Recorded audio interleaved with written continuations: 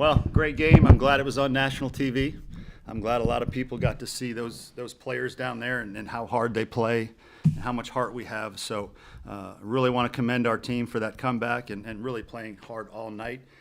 Secondly, I want to say it's clear and obvious why Missouri came in 17-3. They can really pitch, play really good defense, take tough at bats, and so hats off to Missouri as well. Questions? Start on your left column.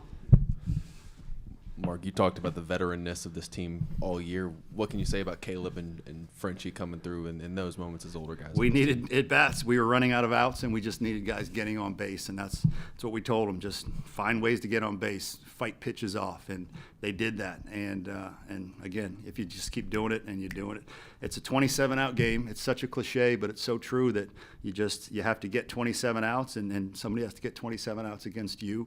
And we just kept battling. These are older guys that care about winning and know how to win. And we just did enough tonight. We just did it barely enough. First, is there an update on Will McGillis? Yeah, he got an X-ray tonight, and I don't think we're ready to announce anything quite yet, out of respect to him and our team. But we'll have that for you tomorrow, probably first thing. Okay, and how much you talked a lot about hitting with two strikes, about battling, about passing the baton on offense this year. I guess what does it say about the team to be able to kind of do all those things in such a big moment tonight in the ninth inning? Well, both teams still struck out a lot tonight, so I don't want to act like, man, we only struck out twice because we're such good two-strike hitters. But in big moments, you have to try to fight. And look, if you look at the big leagues, strikeouts and home runs are up. And now if you look at college baseball, everything that comes into college baseball filters down from the big leagues. You're seeing a lot of home runs, and you're seeing strikeouts go up.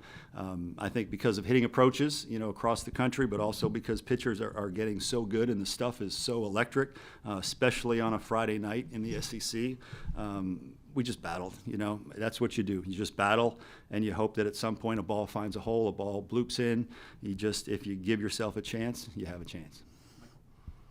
Obviously, Luke Mann gave you guys some problems tonight. You think? Just what is it about him that makes him so tough to pitch to? Well, he's a fifth-year guy. He's a good left-handed hitter. He's seen a lot of pitches over the years. He's taken a lot of at-bats. And he got us good last year too. So we've got to figure something out with him because he's been a Gamecock killer.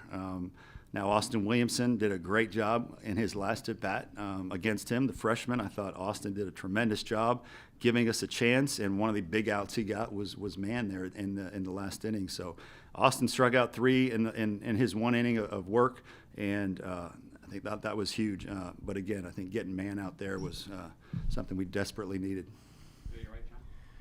Tonight and also the opener against Georgia, you've had to make a lot of moves on the mound, pinch hit appearances, defensive. It's like a big chess game, huh? It's fun and not fun at the same time, John. I can tell you that. Do you feel like you've relied a little bit more on the data and what it's told you, or just kind of your feel in your eyes and what you've seen in these games? Yeah, good question. I'd say both. French tonight was a gut feel. Braswell at the end, I think we know he's our best contact guy in that moment where he can put the ball in play and give you a chance. French tonight, it was right on right, so there was no data that said French should be the guy there. But sometimes you just have to trust your gut, and I think that kid's a winner, and he gives you a chance there. Coach, you mentioned Braswell and French. What's it like to be able to turn to two guys who have been there before, come through in the clutch, have those guys be able to come off the bench in key spots like that? It's important. These guys have started a lot of games, and so when you can bring your second line in, so to speak, and they have a lot of experience, you have a better chance of them sparking your team, and that's exactly what they did. They've been in those moments as starters in their careers, and so when you get to give those guys an opportunity like that, you feel like you have a little bit better chance than if it's an inexperienced guy. I guess French gets a pinch run there for the ninth, and that moment where he kind of gets mobbed by his teammates. What's that say maybe about Frenchie and the kind of guy he is? These guys all love each other, I can tell you. That's, again, we're talking about coaching cliches, but this team really does enjoy each other. They have each other's back, and there's a lot of guys when somebody does well that they're just so happy for, because we have a lot of frontline guys, and you know who our starters are, and you know, you kind of know who our main pitchers are. So when those secondary guys get chances, their teammates just are really happy for them because they're good teammates and they're supportive. And this is a team that really truly enjoys each other, and that's special. You don't get that all the time, and we have that.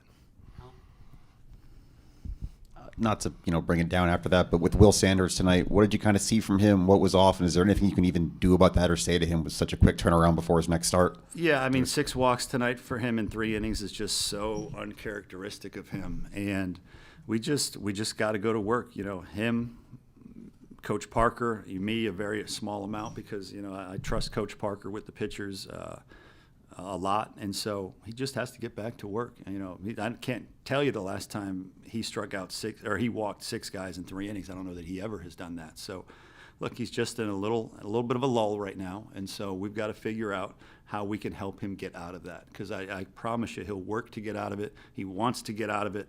Nobody wants to be good and help this team as much as Will Sanders. So we're going to support him. We're going to have his back, and we're going to continue to try to find what helps him and what sparks him to get back to the guy we all know he is.